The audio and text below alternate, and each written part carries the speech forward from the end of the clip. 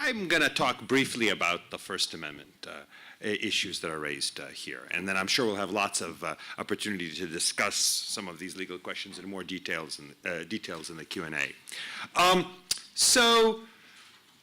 Back in 1975 and 76, the Supreme Court first concluded that commercial advertising is constitutionally protected. It's interesting to see how the political valence on this has shifted, certainly on the court, and I think in some measure among the public as well. Back then, this was very much a liberal cause. Justice Brennan was a major leader in this, soon to be joined by Justice Blackmun, who had already begun moving in a more liberal direction. Justice Marshall was usually on board as well. The moderates in the court, Powell and Stewart, were usually too. The big dissenter was, of course, arch-conservative Justice Rehnquist, often, though not always, joined by Chief Justice Burger and Justice O'Connor, and sometimes by Justice White. So justices who are on the right, and White was a moderate. Today, the issue has flipped, I think, on the court and among the public as well. Generally speaking, for example, the most recent commercial speech or quasi-commercial speech case we have, Sorrell v. IMS Health, it was basically the 5 conservatives plus Justice Sotomayor arguing in favor of protection for commercial speech, broad protection for it, and 3 justices arguing in favor of a narrower one, all of them justices basically from the left, Ginsburg and Breyer, and I believe Justice Kagan. The formal rule has also, the legal rule has also somewhat changed over the years. In the mid-70s, it looked like commercial speech would get a lot of protection. From the early 80s to the mid to late 80s, it looked like the court was retreating from that, again, chiefly driven by its conservative wing. And then since the 90s, basically, there's been more and more protection for commercial speech. By the way, by commercial speech, I simply mean commercial advertising. That's what that label means. It's not all speech sold in commerce. Movies, books are routinely sold in commerce, but commercial advertising. The formal legal test seems to remain what it was before, which is that to be protected, commercial speech has to be not false, not misleading, and there are interesting questions of what that means, and not proposing an illegal transaction. Once we conclude that the speech is true and proposes a legal transaction, the government can still restrict it if it's got a substantial enough interest and the law directly advances that interest and is not more than, no more extensive than necessary to serve the interest. That's the formal legalese, and it tells us virtually nothing. What counts as a substantial enough interest, and more to the point, what advancement is direct and what does more extensive than necessary mean, those are legal terms that may sometimes help guide legal analysis, but they don't actually resolve problems before the court in any material way. The work is done by the precedents, by the particular holdings of particular cases, and by the other doctrines that are announced at times as to what counts as direct advancement and such. And here's where I think we can get more directly to the question of food marketing, and then bring in the question of food marketing to children. The most helpful way probably of articulating modern First Amendment commercial advertising doctrine is that the government cannot restrict advertising because it's afraid that its recipients will be persuaded to make foolish choices. That was the decision in Virginia Pharmacy back in 1976.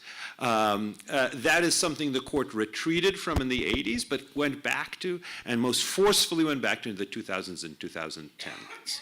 That is expressly stated by the court in the Sorrell decision, and before that in a decision called Thompson. So that's an important principle to keep in mind. In fact, if you look at this formal legal rule, you could say, well, yeah, we have an interest in preventing people from drinking, let's say, or drinking too much.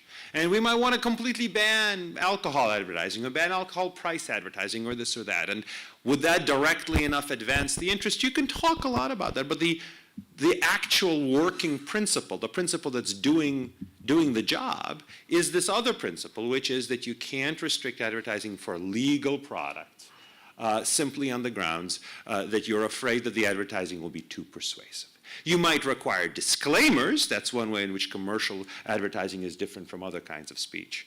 But you can't ban it for fear that it will lead people to make decisions that are bad decisions. So that's the general principle. Now, of course, one question that arises with regard to general principles like this is, are there exceptions for people whose judgment you don't trust, more than you distrust the judgment of most people? One obvious category for that is children. So it turns out the Supreme Court has never told us what kind of restrictions on advertising aimed at children are constitutionally permissible. But it has mentioned two important things. One, outside of the commercial advertising context, but also outside of high politics. This was in the context of violent video games. The Supreme Court rejected the notion that the government generally has a free hand, or even a materially freer hand, in restricting speech to children on the grounds that children don't know any better. Instead, the court applied the same test for restriction on violent video games being sold to children as it would have applied restrictions on violent video games being sold to adults. Now, in principle, it was open to arguments that, well, they're just so dangerous and so harmful that they ought to be restricted nonetheless, as in principle, it's open for that even for adults. And maybe in practice, it would take different kinds of evidence, maybe less evidence as to children than the court would demand as to adults. But the court found even the evidence as to children insufficient. It really demanded a very high level of proof that the majority of the court did not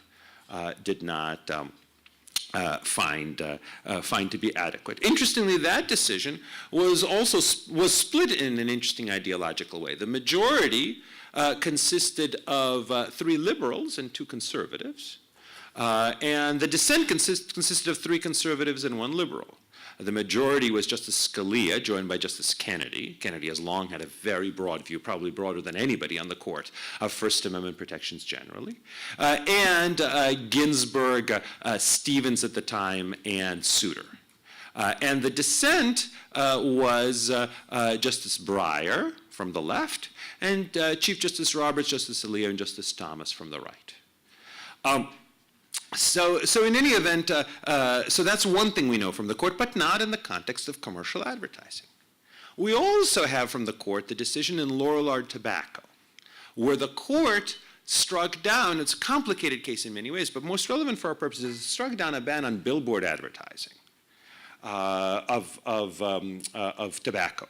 That basically made it impossible to advertise tobacco in virtually any area in this particular jurisdiction, let's say in a wide range of areas.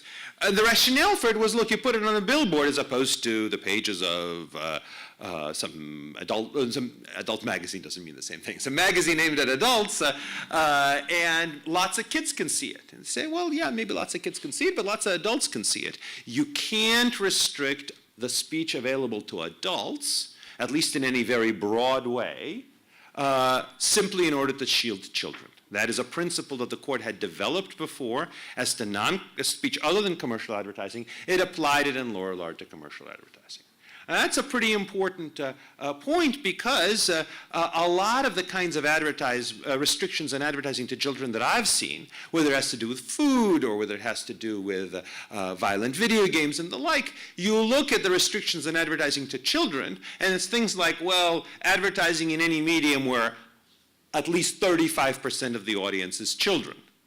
Well, if 35% of the audience is children, 65% of the audience is adults. And the court has therefore, but the court has pretty strongly signaled that you can't restrict speech to adults, at least in a substantial enough way, simply in order to shield children. So that's an issue that will have to be dealt with. Now, how much is too much? Hard to tell. What if it's an audience that 90% children? And what if there's still lots and lots of advertising that does reach adults? Maybe the court might say, well, that's good enough. That leaves enough channels to communicate to adults, and that may be relevant for commercial advertising purposes, but that's a legal issue. Let me close just with one other thing, which is just sort of, well, 2 related things that are looming over this question. So remember, Lorillard involved advertising of tobacco. Tobacco is just totally prohibited for children, and on top of that, certainly many people, very many people, fortunately, I've always been one of them, just completely eschew tobacco altogether, and do the same, certainly insist on that for their children, both when they're children and aiming to teach them the same when they grow up. My sense is very few people do that as to sugar, let's say, or as to white bread. Maybe they should, but that's not where our culture is at. That's not where judges tend to be at. There, it seems to me, even more than in many other areas, the view is the dose is the poison. Sure, you shouldn't be guzzling gallon after gallon of Coca-Cola, but if you drink it every so often, or if you have a nice dessert every so often, that's fine, so long as your overall eating portfolio is good enough. So that cuts against the constitutionality of really broad restrictions, because it suggests that, in fact, for many of the recipients, even for child recipients, this is not only legal, but also something that it may be not harmful, and maybe something that if the kids do bug their parents, oh, can I have a Twix bar? They'll say, sure, one Twix bar, fine. Fine, we'll control how many you have, but this isn't the sort of thing that should be completely cut off for you. The last thing, and I realize people may have different views, but my sense, at least of conventional wisdom, is that, let's say not so much science, but government-linked science having to do with food has not exactly covered itself in glory in the last 50 years. Whether it has to do with the food pyramid or the recurring questions about salt, is it so bad, is it not so bad? We see questions about coffee, about alcohol, about a lot of things. There certainly are people who would think that the lovely looking donuts and muffins out there, bagels and muffins out there are actually pretty bad for you, and others who disagree. The bottom line is, I think that this is something that affects judges. That judges don't like the idea of the government playing the nanny, telling us not just what to do, it has the power to do that, but telling us what to think and what to like by restricting what people can say to us. They're open in some measure to that when it comes to children, because for children, they do need nannies, although the suspicion is many people prefer the parents be the nannies. But the more it looks like this isn't like, look, you shouldn't be using crack cocaine, very little doubt about it. Thank you, Eugene. So our panel is the law panel, and I think that means we're trying to address three questions. What are the sources of law or legal authority to address food marketing to kids? Two, what kinds of legal tools or mechanisms are at the state's disposal or are at our collective disposal? And three, what are the legal restrictions on the exercise of that authority? Yes, sources, mechanisms, restrictions. And Professor Volokh has talked about some of the constitutional limitations on the state's ability to regulate or control speech in general, and more to the point, commercial speech. And I want to largely set those issues aside, though note that the state of the doctrine is such that the government does restrict commercial speech all the time without running afoul of constitutional limits. And the question is, in what context and in what ways is that constitutionally permissible? Okay, put that to the background. Okay, now it's impossible to discuss this issue, at least in this country, the agency, administrative agency, the federal government agency response to food advertising to kids without being in the shadow of the so-called KidVid rulemaking proceedings that took place back in the 1970s. I think it's fair to describe the aftermath even today for the Federal Trade Commission as a kind of agency equivalent of post-traumatic stress disorder. This was a bad period for the agency. They were engaged in a rulemaking to address marketing to kids, largely on grounds of dental health and hygiene. I think felt that they had the scientific evidence clearly underfoot, really easy scientific case, foundation, and the political hullabaloo that resulted was that the sky had just collapsed. And it culminated in the enactment of a statute, an act, essentially telling the agency to cut it out. Said Congress, the commission shall not have any authority to promulgate any rule in the children's advertising proceeding, pending hit, or in any substantially similar proceeding on the basis of a determination by the commission that such advertising constitutes an unfair act or practice, affecting commerce. Note that for those of us that study agencies and administrative law and politics in general, this is rare.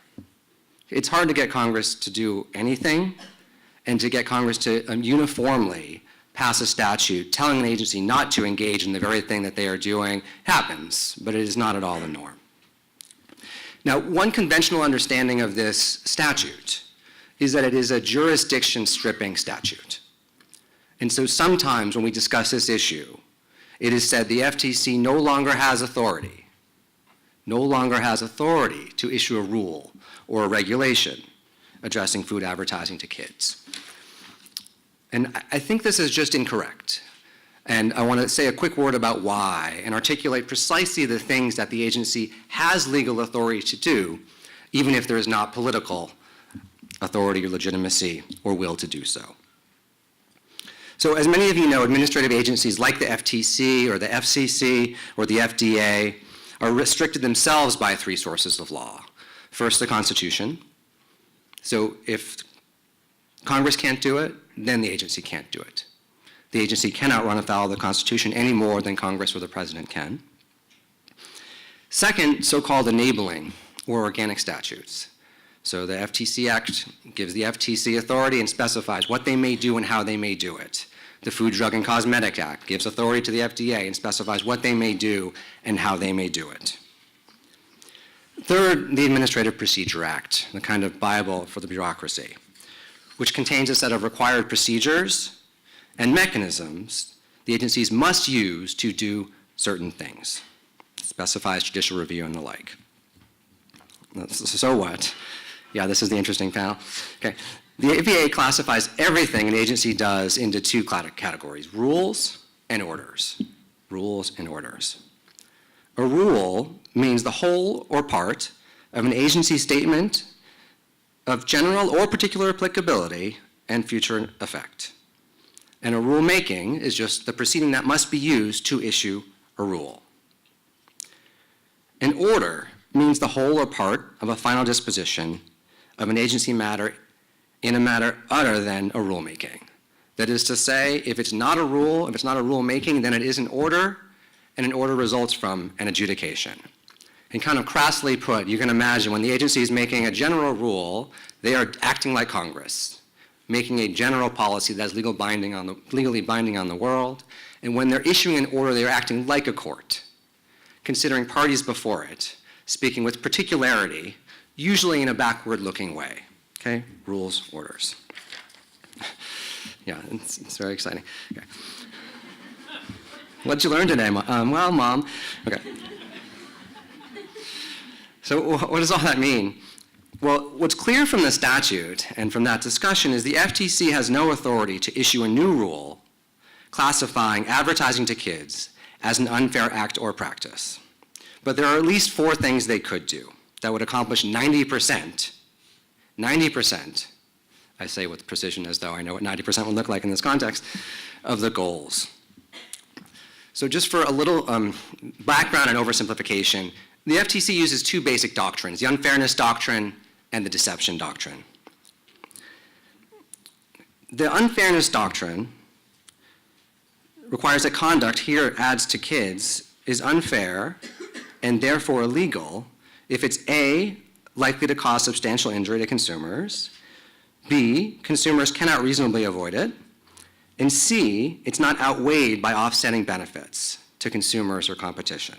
Okay, that's the basic, unfairness idea. By contrast, an ad or a product claim, label, is deceptive if it's likely to mislead a reasonable consumer and the claim is material, usually material to the purchase decision. So just looking at the statute, what can the FTC do? Well, first, they could issue a rule on food advertising to kids, not using the unfairness doctrine, but using the deception doctrine. And this is something that Professor Pomerantz has proposed, clearly allowed. Second, the FTC could issue a rule classifying food advertising to kids as unfair, that is using the unfairness doctrine, but using substantially different, presumably new, after 30 years of research, evidence. And though there'd surely be litigation, the agency would get deference on the question of whether substantially similar in the statute allows for or does not allow for the agency to do this. Okay, I think we have Supreme Court precedent squarely on point now. Third, the agency could issue a non-binding guidance document. Essentially announce that the agency interprets the unfairness and deception policies to preclude advertising to children of a certain age, certain hours, or of certain products to be unfair and deceptive. And that would have no legal force in and of itself, but it turns out when you're a federal agency with enforcement authority and you announce that you think the statute requires this particular conduct, an awful lot of people start changing their conduct. Now, I'm not a fan of this particular mechanism of policymaking in general. I'm on the record, but I'm honest, so there it is. Fourth, the agency can proceed through case-by-case adjudication, that is to say, bring individual enforcement actions, as it sometimes does, against individual ads to kids, either urging, claiming, showing they're unfair or deceptive. They clearly still have that authority. And at first cut, the problem is just that you'd have to go case by case, ad by ad, product by product, company by company, and get a cease and desist order. And given the volume of ads we're talking about and the volume of products we're talking about, that just looks like a kind of absurdist, surrealist version of whack-a-mole. As though whack-a-mole is not absurdly surrealist to start. Okay, the only reason that might be wrong has to do with a little weird bit of administrative law doctrine.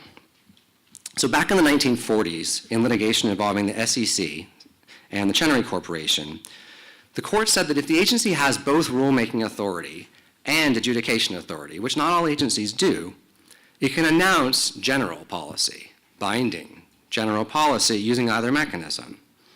And so agencies like the National Labor Relations Board and the FCC regularly announce new, general, binding policy in the context of individual enforcements or adjudications.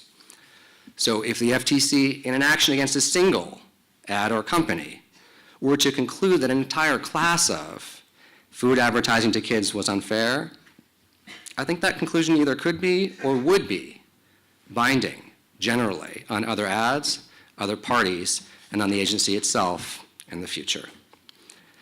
All of which is just to say the agency that's had the lead on this issue historically has plenty of legal authority here. And what it lacks, I think, is political will or desire to utilize it.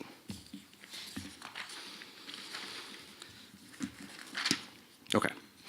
Now, if political will is lacking, as it sort of understandably might be, what does law do? Well, usually we try to take advantage of the natural desires or incentives of the regulated parties rather than fight them. Okay? I mean, it's hard to go around telling companies to stop doing this thing that makes them a huge amount of money. Presumably they push back. So another thing to do is facilitate the process of companies suing each other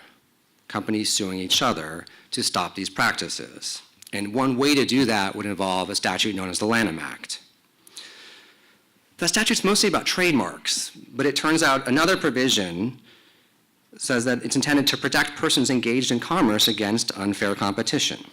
It creates civil liability for anyone who in commercial advertising or promotion misrepresents the nature, characteristics, qualities, or geographic origin of their goods or services or another company's goods or services. And without going too far into the doctrinal details, the idea is like if you make a false claim about a product in a commercial advertisement, where false doesn't mean false, it can be true, but it means misleading or confusing. Confusing. And that statement actually deceived or has a tendency to deceive a substantial segment of the audience, and it's likely to affect the purchasing decision, then there's liability, and you can sue. Now, not you or I, it's not a citizen suit provision, but competitors can sue. So you can imagine lawsuits in which cereal companies are suing each other for advertising to kids covered by the Lanham Act, which I think would be a relatively straightforward legal case. I think even I could win that legal case. And probably only people in this room will remember that it was a Lanham Act case like this that was at the issue of the Palm Wonderful versus Coca-Cola Supreme Court case a few years ago.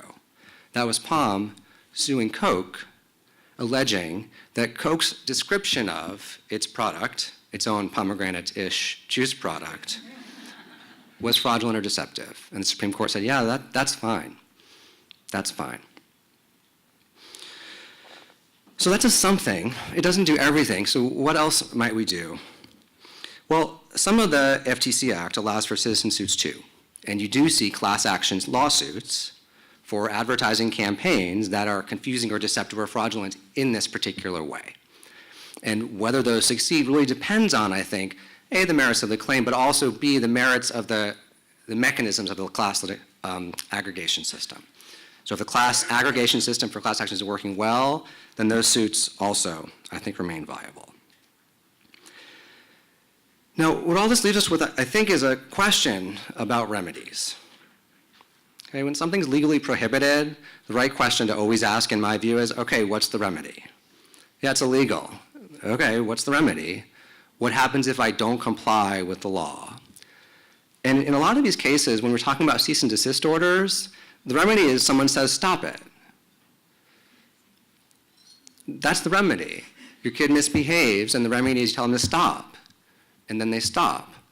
But in a context like this, that allows for recurrent misses of conduct that you're trying to regulate. And that's just an inherent problem or limitation with that sort of legal or political remedy. Not so damages, frankly. When people pay for the injuries they cause, that kind of system works pretty well, or at least differently. I want to note in a similar vein that we could, of course, tax, narrowly or broadly, and hopefully we can work that into discussion a bit later on. Okay. Now, the other night as I was working on this stuff, I was imagining, as I often do, a conversation between myself and Martian aliens.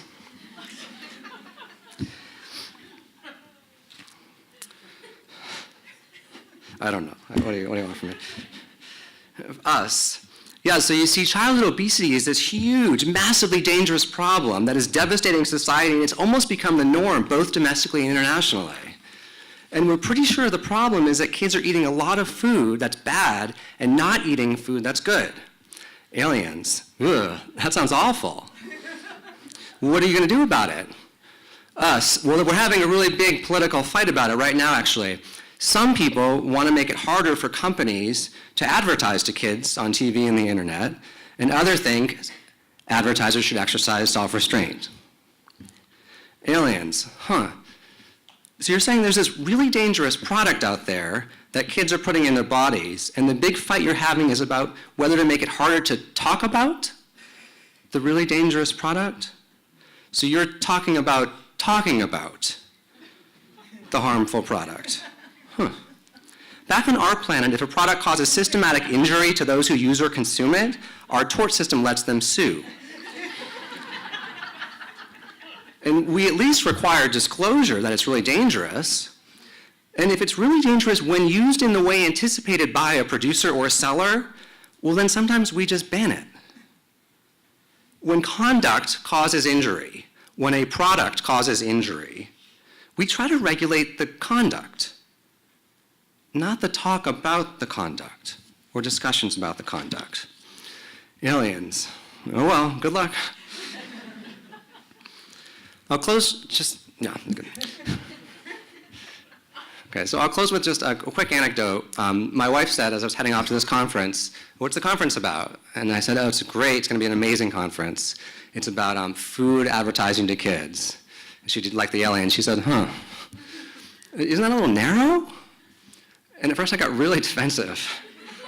You're now. And